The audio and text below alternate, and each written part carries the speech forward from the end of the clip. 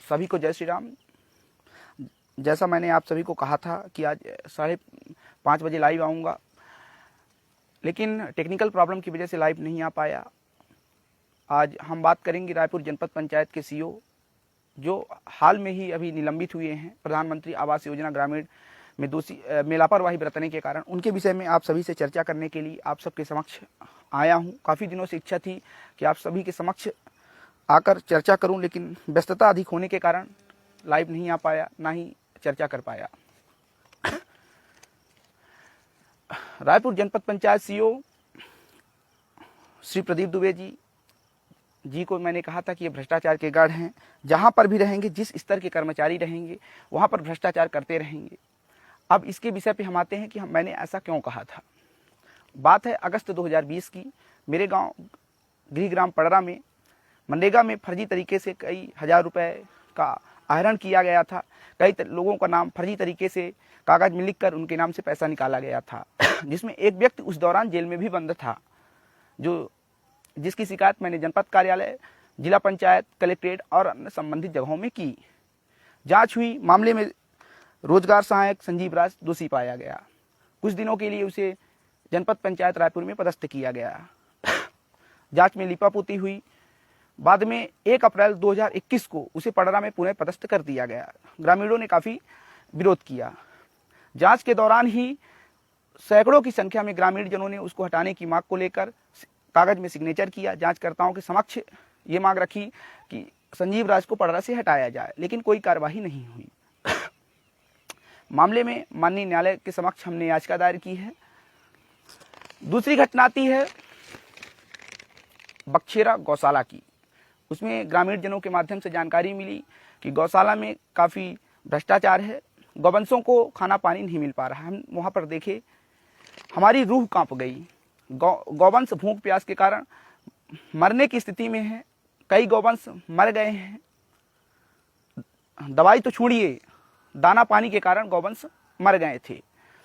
मैंने जहां पर भूसा रखते हैं वहां उस जगह को देखा, मतलब 10-20 किलो मुश्किल से भूसा रहा होगा। बाहर देखा, गौशाला के बाहर आकर लगभग 50 से अधिक संख्या में गौवंशों के कंकाल पड़े थे। दर्जनों की संख्या में कुत्ते और कौवे और अन्य जानवर उनको नोचकर खा रहे थे। हमारी रूह कांप गई। हमने तत्काल रायपुर जनपद सीओ और अन्य संबंधित अधिकारियों से बात की, लेकिन कोई कार्यवाही नहीं हुई, ना ही उनके पास, गौवंशों के पास खाना पानी की व्यवस्था हुई। हमने रायपुर एसडीएम को, जो वर्तमान में उस समय केपी पांडे जी थे, उनको ज्ञापन पत्र सौंपा और ये मांग रखी कि 2 दिन के अंदर इनकी व्यवस्था हो और दोषियों पर कार्रवाई की हो, अन्यथा ग्रामीण जनों के साथ यहीं पर हम लोग घेराव करेंगे, आंदोलन करने के लिए बाध्य होंगे।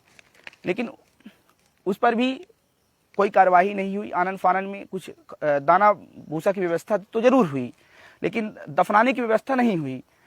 जो कि गौवंश मर जाते हैं, उसको कुत्ते अन्य जानवर नोचकर खा रहे हैं, जिसके कारण गंदगी व्याप्त होती है, आसपास के लोग प्रताड़ित होते हैं। ऐसा ही सेम वाकया रायपुर जनपद पंचायत के चुरगड़ी में भी आया था, लेकिन रायपुर जनपद सीओ के द्वारा दोषियों पर कोई कार्यवाही नहीं हुई। गौवंश तड़प तड़प कर मर रहे थे। जिसका जो मामला हाईलाइट हुआ, नेशनल मीडिया ने भी इन खबरों को चलाया था। बाद में भोजन पानी की व्यवस्था तो की गई, लेकिन जो व्यक्ति दोषी थे, गौशाला के संचालक थे, उन पर कोई कार्यवाही नहीं हुई।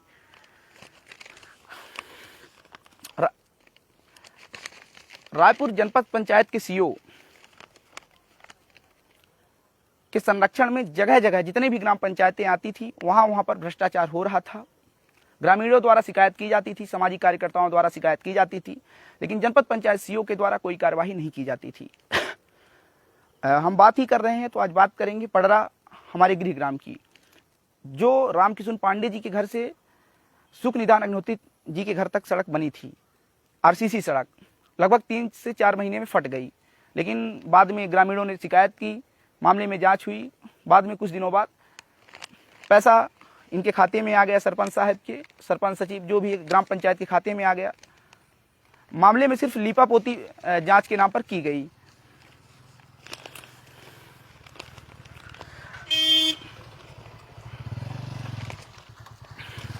अन्य कई ग्राम पंचायतें हैं जहां पर सड़क तो बनाई ही नहीं गई हैं, सिर्फ कागजों तक सड़क सीमित रह गई हैं।